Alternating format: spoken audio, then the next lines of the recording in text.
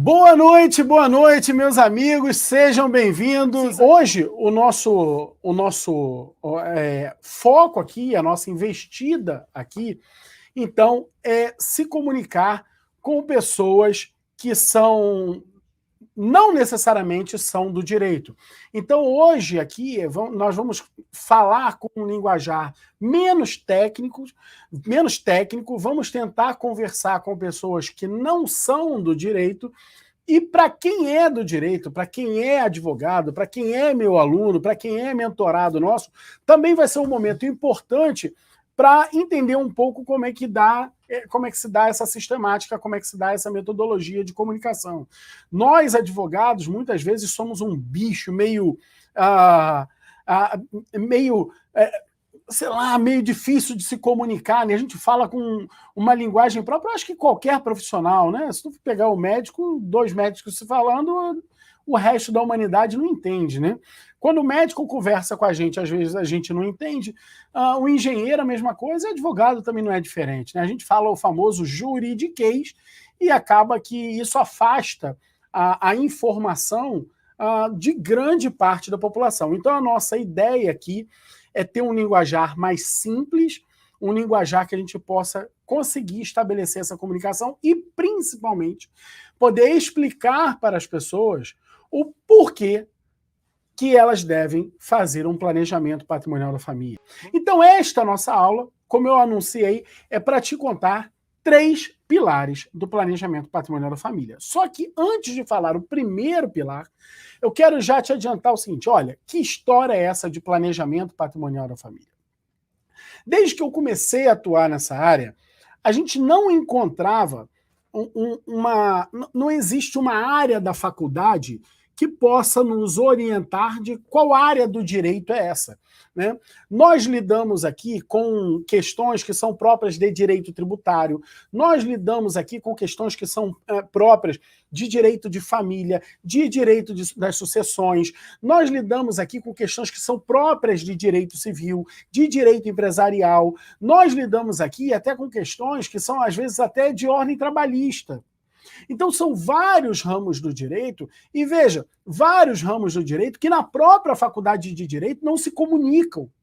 Não se comunicam. O professor que é um especialista em direito empresarial dificilmente tem uma bagagem mais aprofundada de direito tributário. Dificilmente, alguns poucos que eu vejo se aventurarem nesse sentido, não conseguem embarcar com vontade nessa área. Isso por quê? Porque a dedicação deles é exclusiva no direito empresarial. E está tudo bem. O que nós fizemos foi o seguinte, a gente abriu mão de ter uma bagagem mais completa em um ramo do direito e jogou com muito peso para pegar todos aqueles ramos do direito que atendessem o patrimônio da família brasileira. Foi isso que a gente buscou fazer, só que isso não tinha um nome. Então, é bem verdade que no Brasil nós fundamos uma área do direito chamada planejamento patrimonial da família. Mas por que eu falo que isso é muito claro? É bom deixar claro que nós fundamos no Brasil. Porque aqui nos Estados Unidos, por exemplo, nem todo mundo, se você está chegando aqui agora, ainda não me conhece ou está me conhecendo agora, eu atuo daqui nos Estados Unidos, no Brasil, eu moro aqui nos Estados Unidos, tenho meu escritório de advocacia no Brasil, na Barra da Tijuca, no Rio de Janeiro, mas moro aqui no sul da Flórida, em Miami. Então, veja, daqui eu comecei a atuar nessa área mesmo antes, quer dizer, de morar aqui. Quando eu vinha para cá, no meu projeto ainda de me mudar para cá, eu via que essa área aqui nos Estados Unidos já existia e se chamava planejamento patrimonial. Quando a gente transportou essa mecânica para o Brasil, e no Brasil já se fazia, já tinha alguns profissionais que atuavam com isso, poucos, é verdade, mas já tinha alguns profissionais que trabalhavam com isso, nasceu, então, a necessidade de estabelecer, olha, que área é essa? E daí nasce o planejamento patrimonial, que é para não se confundir com aquela coisa do planejamento financeiro, nós adotamos a ideia de que era um planejamento patrimonial à disposição da família brasileira. Tá? Então, era um planejamento patrimonial da família. E de pouco a pouco, a gente foi começando com isso, essa ideia de formar uma nova área da advocacia chamada Planejamento Patrimonial da Família. Ela começa, então, em 2019, apenas 3 anos atrás, olha isso.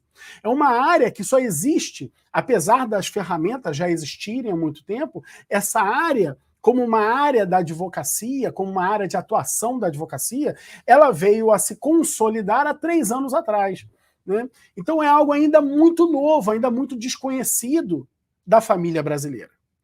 Então, hoje, nós temos um avanço muito grande, né? Nós temos lá o time Holding Brasil, com pessoas atuantes no Brasil inteiro. Nós temos, hoje, várias comissões em ordem dos advogados do Brasil se constituindo em planejamento patrimonial da família. Né? Então, a coisa começa a ganhar mais lastro. Mas é importante, principalmente, a gente informar as pessoas a razão pela qual elas necessitam desse sistema. Porque algumas pessoas acreditam que é uma escolha. E quando elas descobrem o problema que aquilo resolve, elas percebem que não é uma escolha.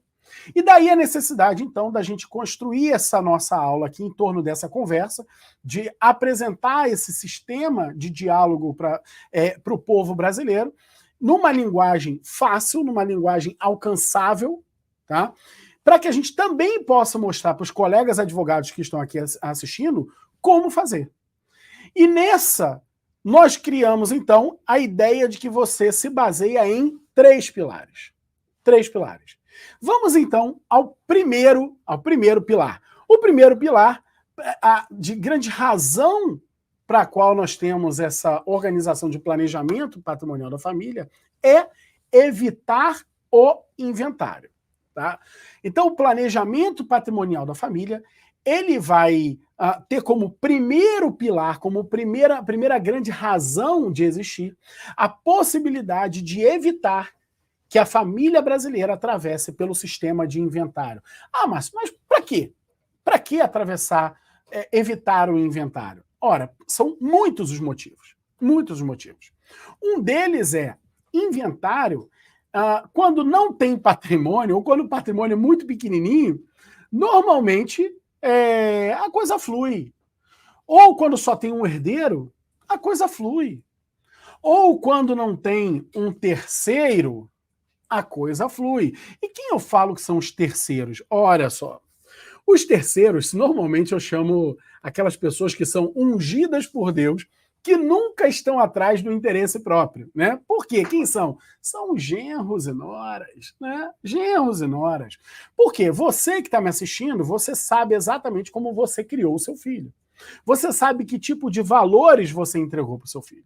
Só tem uma coisa que nenhum de nós é capaz de entregar aos nossos filhos.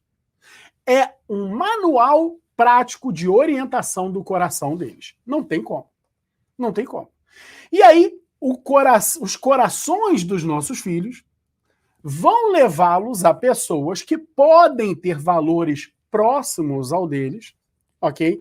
Ou a pessoas que eles acreditam que têm valores, aqueles que você plantou, que são importantes, mas depois ele vai descobrir que não era bem assim. Até porque normalmente as pessoas se unem quando estão apaixonadas, enebriadas com um sentimento que afasta, que é distante, né, de uma observação mais apurada sobre os valores das pessoas. Então, esses terceiros não necessariamente são pessoas com valores idênticos àqueles que você levou para os seus filhos. E essas pessoas, eu costumo brincar assim, que elas são ungidas por Deus, porque no frigir dos ovos, eles dizem o seguinte: não, eu não quero nada, estou defendendo o interesse dos meus filhos. Normalmente é assim que funciona. E aí dos terceiros nascem brigas gigantes dentro de famílias. Por exemplo, nós temos aí atores, diretores, apresentadores, normalmente são pessoas que enriqueceram a partir da sua arte. Eu posso citar aqui o Chico Anísio, Marcos Paulo, né? Nossa, mas são muitos, Aguinaldo Timóteo, Teve recentemente aquela atriz que foi Miss, eu esqueci o nome dela, se alguém puder me cantar uma pedra aqui. Alguém me lembra aí? Não, né? Depois eu lembro aqui. Coloque aqui no chat aqui. Beth Lago, pode ser? Beth Lago, né? Beth Lago também. Enfim, são muitos os problemas que a gente vê surgirem decorrentes de um inventário, de brigas que acontecem na família. E o planejamento patrimonial da família, ao evitar que um inventário seja necessário, ele promove a paz da família. E a paz, sabe como? Em caráter eterno. Por que isso? Quer dizer, se essa família vai ter paz em caráter eterno, sabe lá Deus. Mas, com certeza, a ausência de paz não acontecerá em decorrência de distribuição de patrimônio, porque essa já é feita, já é elaborada muito tempo antes do sujeito, inclusive, falecer. Na vida dele, na própria formação do patrimônio dele, ele já tem como elaborar e como formar como vai estar distribuído o patrimônio dele um dia, quando ele não estiver mais aqui.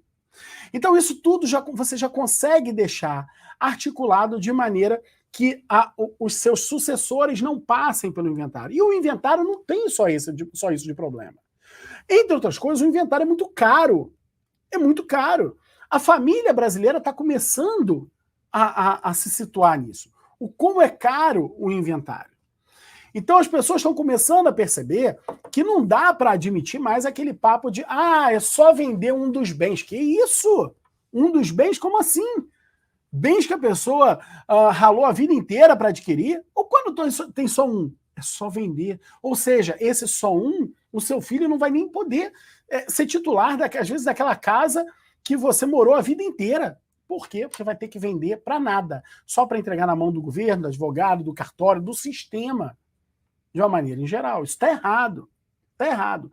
Então, o primeiro grande pilar que a gente enxerga a respeito do planejamento patrimonial da família é essa possibilidade de construir com ferramentas jurídicas um sistema em que o patrimônio não tenha mais aquela coisa de passa do pai para o filho. Não, nunca mais isso vai acontecer. Por quê? Porque o patrimônio deixa de pertencer ao pai, jamais pertencerá ao filho, jamais pertencerá ao neto, mas vai pertencer à família Silva, à família Carvalho, à família Sá, à família Montenegro, à sua família. Ele vai pertencer à sua família, o que vai passar de pai para filho, e isso não precisa de inventário, é o poder sobre o sistema. Essa é a grande sacada. O que transmite-se hereditariamente, sem que você precise passar pelo inventário, é o poder sobre o sistema. É o comando sobre o sistema. Porque o dono do sistema deixa de ser o fulano e passa a ser a família fulana. Ok? E o poder sobre isso é que está na mão do fulano. Esse é o grande diferencial de um sistema de planejamento patrimonial da família organizado para evitar o inventário. Então escreve para mim aqui no chat se isso está fazendo sentido para você. Se isso começa a fazer sentido, se isso começa a parecer que realmente é uma necessidade da família brasileira, escreve no chat se faz sentido, se evitar o inventário é ou não é algo importante, se a possibilidade de garantir que a sua família só forme patrimônio, gente, isso parece até filme. Isso parece até filme, veja. O tataravô foi lá e comprou um grande terreno. Esse terreno, aquilo ali é da família. Aí o neto, o avô, quer dizer, o bisavô já construiu. Aí o avô foi lá e produziu. Aí o pai foi lá e ampliou. E o neto foi lá, e o filho foi lá e comprou mais terra. E o neto foi lá, sabe? E o patrimônio só cresce, só cresce, só cresce, como deveria ser. Como deveria ser. Patrimônio não deveria ser volátil a ponto de sair da sua família. Não deveria ser vinculado a cada CPF, a cada pessoa. Não, deveria ser algo que você constrói para a família. Olha aí, gente, ninguém... Olha o nome por exemplo, a maior construtora do Brasil, talvez uma das maiores, com certeza uma das maiores do mundo, se chama construtora Norberto Odebrecht, e o Norberto Odebrecht não está mais entre nós. Mas é a família Odebrecht. A Organização Globo pertence à família Marinho. Quando Roberto Marinho faleceu, já não era mais ele à frente diretamente dos negócios já há algum tempo. Então, o patrimônio dessas pessoas que detêm empresas, eles sempre ingressam na família e permanecem ali eternamente. Dali é só para aumentar e não para reduzir, muito menos reduzir por causa de um sistema arcaico que é o inventário. Muito menos para reduzir por isso. Então, eu quero que você escreva aqui no chat se faz sentido você desenvolver um conjunto de instrumentos jurídicos. Eu quero que você participe, de verdade. Eu estou vendo pouca gente ainda escrever aqui no chat, faz sentido. Eu quero que você coloque. Ou coloca aqui, não faz o menor sentido, se você acha que não precisa disso. Mas você entende que patrimônio não é feito para atender às necessidades de um ser humano. Não tem por que um pai trabalhar a vida inteira só para entregar um tantinho de dinheiro e educação para o filho repetir um ciclo. Não tem por quê. O filho tem que pegar uma roda que já girou para ampliar essa roda, para passar adiante, para ser maior do que aquilo que o pai deixou. Então coloca aqui no chat, faz sentido ou não faz sentido. Entenderam? Parece meio bobo gastar um tempo aqui enxergando isso, mas não. Veja, eu não faço o planejamento patrimonial da família porque eu acho legalzinho, porque eu acho ultra sofisticado, porque tem várias áreas do direito e meu cliente vai me achar o máximo. Não estou nem aí para isso. Eu faço o planejamento patrimonial da família porque as pessoas necessitam ter a construção de um patrimônio que fortaleça a família dela. Que a sua família seja muito mais do que um sobrenome. Mas toda a força patrimonial que você constituiu. O teu trabalho, você começa a se eternizar por conta de valores que você gerou e também por todo o trabalho, todo o esforço que você teve. E veja, quando eu falo de todo o trabalho, às vezes o cidadão trabalha e prega isso. Tenta incutir na cabeça dos filhos que só muito trabalho leva à geração de resultados. E quando ele forma patrimônio, fruto desse muito trabalho, de gente honesta, que deu duro e trabalhou muito a vida inteira, e esse patrimônio consegue chegar e avançar geração após geração, você entende que esse sujeito está vivendo para sempre. Esse sujeito se eternizou. E sabe por que ele se eternizou? Porque tudo aquilo que ele plantou a vida inteira, que ele incutia na cabeça dos filhos, que tem que trabalhar duro, que tem que dar duro, e que tem que trabalhar honestamente, e que tem que gerar resultado, e que tem que formar renda, e que tem que empreender, e que tem que construir patrimônio, tudo isso que ele alimentou ao longo da vida virou patrimônio. E esse patrimônio, como não se perde, isso faz com que a pessoa se eternize. E isso vai formando uma família forte, de pessoas fortes, pessoas que se eternizam, fazendo com que um valor que prega ao longo de toda a vida ultrapasse gerações. Ultrapasse gerações. São maneiras que você tem de viver para sempre. De que maneira você vive para sempre, fazendo com que os seus valores cheguem a muitas gerações à frente de você. E esses valores chegam na medida que o seu patrimônio também chega por conta de tudo que você alimentou. Então, quando eu falo para você que buscar soluções jurídicas inteligentes, sofisticadas, não para satisfazer o ego do advogado, gente.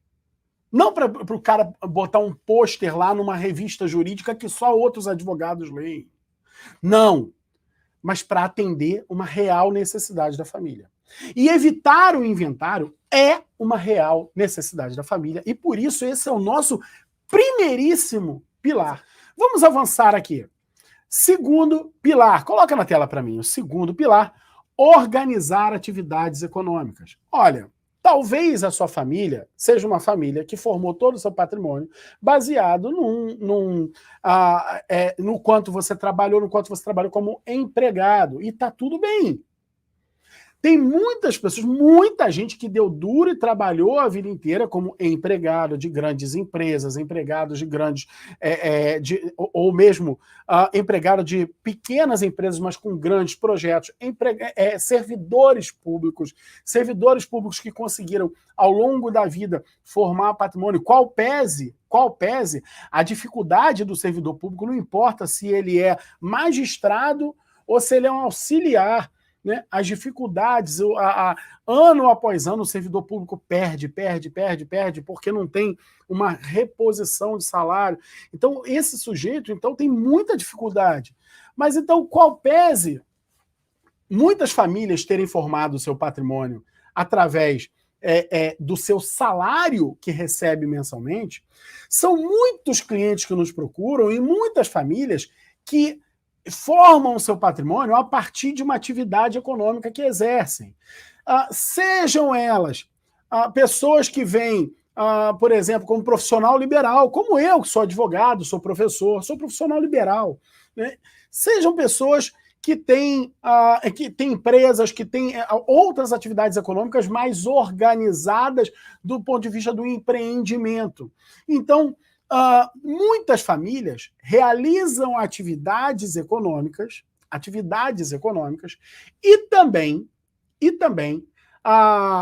exercem seus empregos e aí vão trazendo e formando o seu patrimônio. O que é bem bacana desse sistema de planejamento patrimonial da família é que, apesar dessas pessoas terem empresas, o planejamento patrimonial que a gente dá, ele até alcança as empresas. Mas, gente, qual é o fim da empresa? Qual é o objetivo de uma empresa existir? O objetivo, toda empresa, ela tem por princípio, a formação de uma sociedade que é a organização de pessoas que pactuam de contribuir mutuamente para o exercício de uma atividade econômica organizada, ok? Então, se essas pessoas elas se coobrigam a contribuir para o exercício dessa atividade, a finalidade dessa atividade é gerar lucro. E, gente, isso tem que parar de ser feio. O brasileiro tem essa mania de achar que querer ter lucro é feio. Não, não é feio. É a coisa mais linda do mundo que você, que talvez seja empresário, está me assistindo, é a coisa mais linda do mundo que você pode ter como objetivo de vida, é gerar lucro. Porque diferente daquela concepção feia e maniqueísta que querem dar pro gerador de lucro, aquela pessoa gananciosa, um lobo, quase que um lobo malbabento, não é essa. O caminho para se gerar lucro é gerar emprego, é investir em insumos, é girar a economia, é pagar impostos. A pessoa que quer ter lucro, a pessoa que vai gerar lucro, antes do lucro, vem todo o faturamento. E do faturamento, para sobrar o lucro, tudo já tem que estar pago. Olha que delícia que é isso. Olha, você que é um gerador de lucro, você que tem o objetivo de gerar lucro, você merece um tapete vermelho. Você merece que a sociedade brasileira faça assim, caramba, você é um deus? Não, parabéns, você é um guerreiro de se atrever a empreender num país tão inóspito ao empreendimento como é o Brasil. Hoje, e essas pessoas que empreendem, elas jogam um peso muito grande, não importa se você empreende, por exemplo, no âmbito rural, no agronegócio, ou se você empreende na cidade. Essas pessoas têm uma importância muito grande. E no momento que elas empreendem, que elas objetivam o lucro, o objetivo final do lucro qual é? Se não é chegar na mão do ser humano. Então o objetivo de toda a empresa é fazer uma família em última análise, é fazer um ser humano, e com isso os seres humanos que compõem aquela família, fazer aquela família enriquecer, aumentar o seu acervo patrimonial. Então, quando a gente fala de planejamento patrimonial, a grande razão da gente chamar de planejamento patrimonial da família é colocar isso à disposição da finalidade maior de todas, que é aumentar o acervo patrimonial da família que está por trás daquela atividade econômica. Então a família está lá exercendo empresa, fatura, emprega, paga imposto, gera lucro. Gera lucro para aumentar o patrimônio daquela família.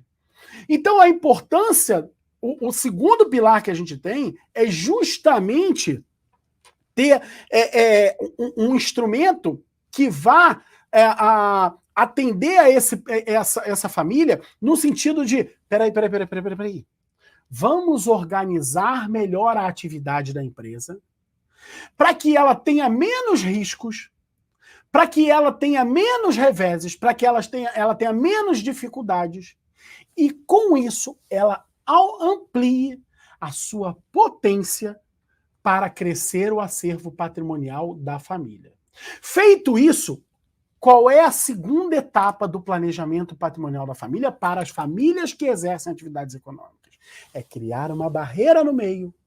Para que criar uma barreira no meio? Para pegar aquele sistema de planejamento patrimonial da família, de que um lado você tem a geração de recursos e do outro o acervo patrimonial, e deixar os dois incomunicáveis, para que você possa proteger esse patrimônio. Então, você dispor de um sistema que consegue organizar o patrimônio de uma família, a ponto de isolar em dois ecossistemas ou em dois microsistemas diferentes o que é acervo patrimonial e o que é negócio, para que um não coloque o outro em risco. Isso é incrível. Mas é incrível para mim. Eu quero que você coloque no chat, tá?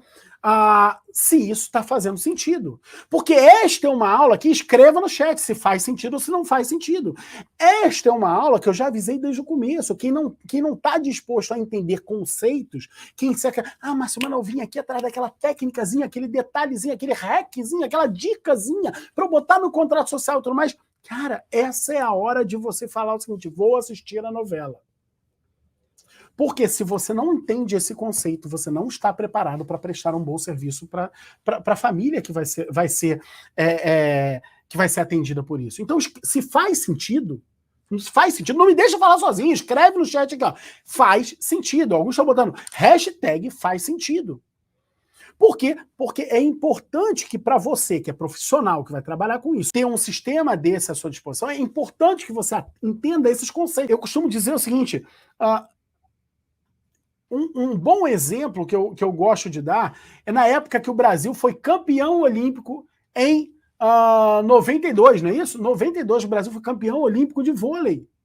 Em 92, eu, por exemplo, cresci vendo a geração de prata, uma geração que ralava, não ganhava o ouro olímpico lá no vôlei, não ganhava. A geração do Bernard, por exemplo, do Bernardinho, vários outros, feras e tudo mais, mas que não ganharam, a geração de prata. E finalmente o Brasil foi campeão olímpico. Lembra como é que o Brasil foi campeão olímpico? Se eu não me engano, foi em Seul, gente. Em 1992. Foi quando o Marcelo Negrão terminou com um saque. Então, veja, foi um saque que garantiu o ouro olímpico do Brasil. O que eu quero dizer? O que garantiu o ouro não foi uma grande jogada, numa grande construção técnica. O ponto final da medalha de ouro tão esperada do Brasil naquele momento, sabe o que foi? Foi um fundamento. E fundamento, para nós, operadores do direito, ou para você que é da família que se interessa por esse serviço, se chama conceito. Então, se você não tiver conceito, se você não tiver fundamento, não adianta a dicasinha jurídica, não adianta. É zero, não serve de nada. Vou colocar aqui na tela para vocês o nosso terceiro pilar do planejamento patrimonial da família, que é evitar reveses financeiros. E isso aí está muito ligado com o segundo pilar.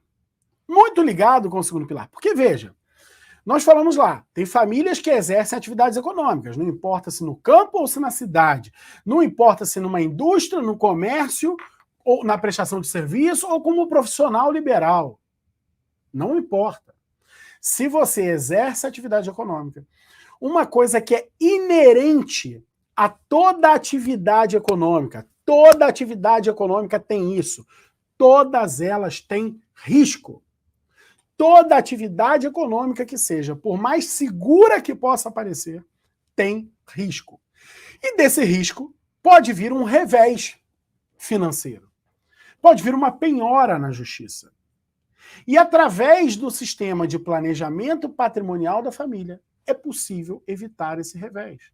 Veja, eu tenho uma família, eu tenho uns clientes, uma família de clientes, e literalmente é a família. Toda a família trabalha no negócio. Toda a família trabalha no negócio. E eles são de um determinado ramo.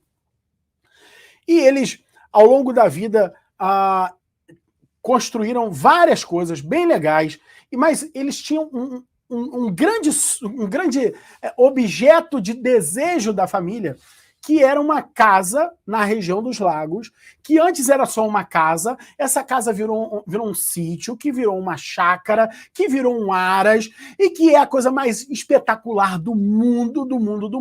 Eles construíram outras coisas e tudo mais e tal, mas a chácara era a coisa, nossa senhora, aquilo ali era o que tinha de mais precioso para eles. Mais precioso para eles. E um belo dia, essa empresa dessa família quebrou. E eles ficaram em pânico por causa disso. E através desse sistema de planejamento patrimonial da família, nós conseguimos virar para eles e falar assim, cara, lembra o que nós construímos? Então, agora é a hora disso funcionar. E de fato, até onde a empresa tinha recursos para poder pagar, pagou. Fora isso, nada do patrimônio da família, nada do acervo patrimonial da família foi utilizado para satisfazer aquelas penhoras. Nada, absolutamente nada. E eles preservaram aquilo que eles constituíram. Eu não sei se você sabe como é que funciona um sistema, por exemplo, na Justiça do Trabalho. Imagina, os meus alunos, no nosso curso, eles recebem esse exemplo, inclusive. Veja só, pensem comigo aqui. Um sujeito trabalhou de 1980 até 1999, sei lá, na IBM. Fui funcionário na IBM. Aí ele foi lá e comprou uma casa em Búzios, ok? No Rio de Janeiro. Comprou uma casa em Búzios. Em 2010, um amigo dele chama ele para ser sócio de uma empresa que ele tinha 1%. Foi lá só para compor. Não tinha nada. E essa empresa pagou todas as dívidas dela. Uma funcionária foi admitida em 2015 e foi embora em 2018. A empresa quebrou. Adivinha só o que a Justiça do Trabalho pegou? A casa de Búzios do cara que adquiriu com o trabalho dele anterior. Ou seja, que sentido que faz isso? Isso é um convite. Eu não sei o que você pensa sobre isso, mas veja, para mim, esse tipo de situação é um convite para as pessoas não empreenderem. É um convite para a pessoa que tem um pouquinho de dinheiro para falar para ela o seguinte, cara, não invista em gerar empregos. Não invista em empreender no país. Porque se você investir, olha só o exemplo desse cara. O que você tem antes do investimento também está em risco. Mas como assim? Eu investi. O maior risco que eu deveria ter é perder tudo que eu investi. O maior risco que você deveria ser perder tudo que você investiu. E não o que você já tinha antes. Isso para mim é loucura. Isso é um convite ao desinvestimento. A boa notícia é que não precisa ser assim. A boa notícia é que através desse sistema de planejamento patrimonial da família, a gente consegue organizar esse patrimônio de maneira que tudo que você tem antes fica protegido. Mas o que eu tiver depois, o que você tiver depois, depende. Sabe por quê? Uma coisa que esse sistema não se presta é, Márcio, estou com uma dívida agora. Posso fazer o sistema para proteger para trás? Não vai proteger. Não vai proteger. Por quê? Porque esse sistema não se presta a praticar fraude contra credores. Esse sistema não se presta a praticar fraude à execução. Esse sistema não se presta a tentar ludibriar um juiz. Esse sistema não se presta a tentar enganar um credor que você tenha. Não se presta. Então o sistema não se presta a auxiliar essas pessoas que já têm a dívida. Não se presta.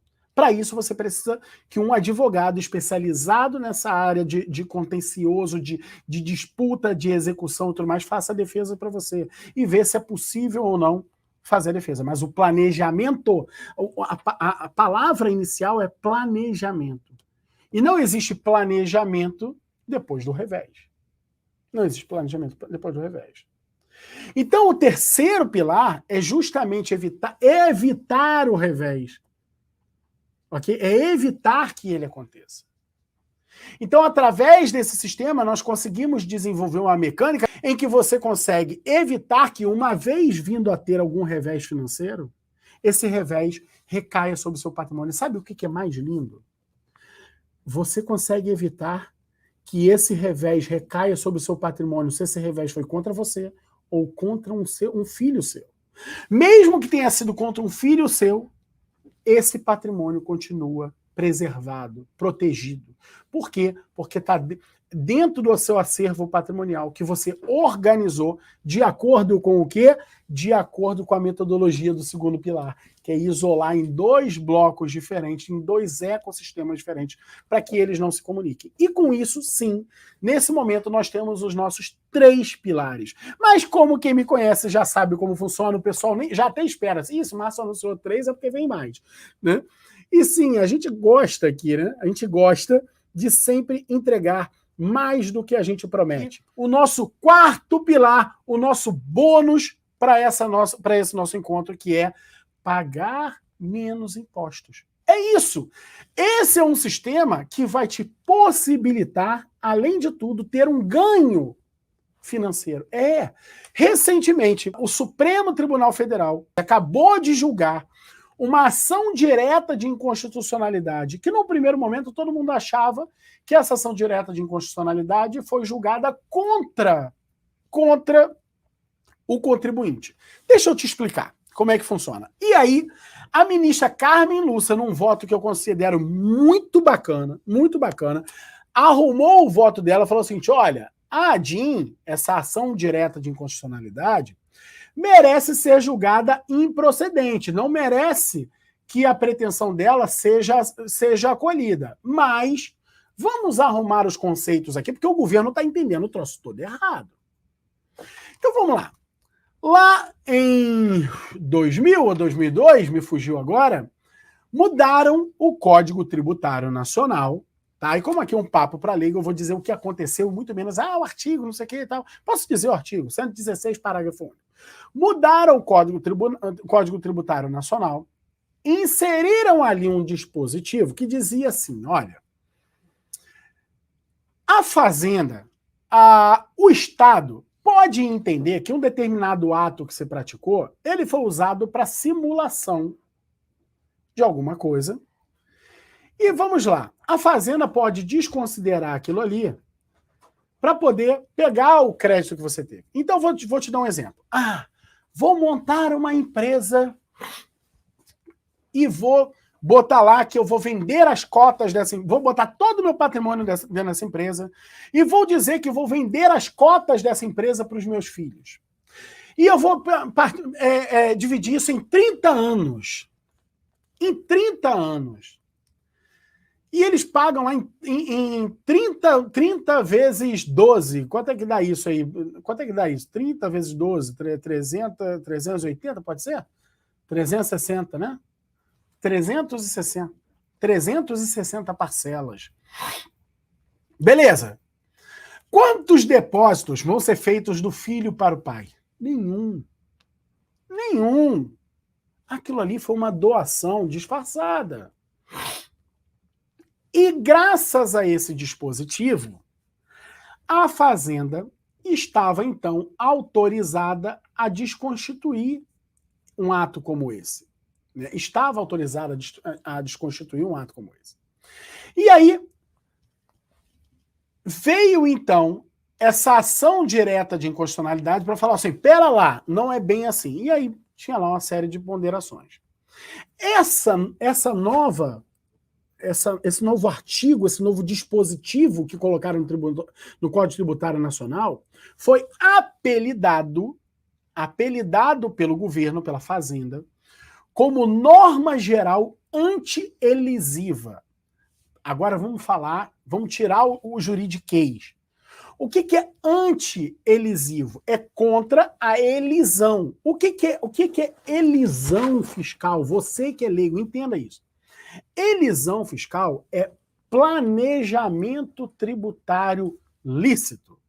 É algo que você faz para evitar que um imposto aconteça. E isso sempre foi tido como lícito por todos os doutrinadores do direito tributário brasileiro. E aí o que acontece? Vem a Fazenda e faz então o que parece ser uma norma geral ante aquilo que é lícito. Espera lá, tem uma coisa errada. E o que foi bacana no voto da ministra Carmen Lúcia, e que foi seguido pela maioria dos ministros, que votaram com ela, porque os outros, inclusive, davam procedência para a ação direta de constitucionalidade. Mas quem votou com ela e formou maioria, concordou com o voto dela no que dizia o seguinte, para lá, chamar isso de norma anti-elisiva está errado, porque a elisão fiscal é lícita. O planejamento tributário é lícito. Mais do que isso, espera-se do contribuinte que ele haja mesmo para defender o bolso dele, para defender o patrimônio dele. É uma conduta esperada do ser humano querer defender o seu próprio patrimônio. Assim como é esperado do ser humano querer defender a própria vida, e por isso que o direito penal não criminaliza o cara que está se defendendo, não criminaliza a legítima defesa. Porque é esperado do ser humano que se defenda. A mesma coisa quando o Estado tenta ir contra o seu patrimônio. Há pouco tempo atrás, no Valor Econômico, saiu uma matéria assim, estados perdem, acho que era 40 bilhões de reais em ações julgadas no Supremo em questões tributárias. Cara, deu um pau na mesa, falando assim, como pode que o Estado perdeu? Não! Foi o Supremo Tribunal Federal que corrigiu um assalto de 40 bilhões de reais praticados contra o contribuinte. Porque se esses 40 bilhões foram arrancados do Estado, não foi tirado do Estado, não, foi devolvido para o contribuinte porque disse o seguinte, o Estado estava agindo de forma ilícita. Mas como assim Estados perdem? Perdem não! O Supremo corrigiu um assalto de 40 bilhões praticados pelo Estado. Então, é mais do que legítimo, é lícito e é um dever seu se defender. E o que fez esse julgamento foi assim, olha, é lícito fazer planejamento tributário. O imposto que incide no inventário, ele é de até 8% do seu patrimônio. E olha só, o que você não sabe é que por conta desse imposto e por conta do sistema do inventário, a conta não para aí. O inventário ele leva de 20 a 40% do patrimônio da família. De 20 a 40% se perde por causa desse sistema. E é possível fazer a coisa de uma maneira que você não precise pagar isso. Vai sair de graça? Óbvio que não. Mas a economia, às vezes, chega a 90% do custo do inventário. E não é só no custo do inventário. Comparado, por exemplo, com a doação, nossa senhora, tem gente que tenta fazer doação. Não é assim. Não é assim. A diferença é muito grande. Muito grande. E também há a possibilidade de você reduzir impostos, pagar menos impostos em algumas atividades econômicas que você exerça. Por exemplo, tem família que aluga imóveis. É possível pagar menos impostos nessa locação de imóveis através desse sistema, de um sistema de planejamento patrimonial da família bem organizado. Feito de maneira que você consiga, sim, economizar em impostos. Você, com uma tacada só, consegue fazer com que o seu patrimônio se eternize na sua família e, ao mesmo tempo, pagar menos impostos. Organizar um sistema de planejamento patrimonial da família que você consiga evitar o inventário, primeiro pilar. Segundo pilar, que você consiga organizar o patrimônio para separar em dois ecossistemas para quem exerce atividade econômica. Se faz sentido para você ter um sistema de planejamento patrimonial da família que evite reveses financeiros, principalmente reveses de atividade econômica. E quarto pilar, o de bônus, um sistema que te propicie pagar menos impostos. Beleza? Me despeço de você aqui, desejando uma excelente noite. Um abraço, até mais.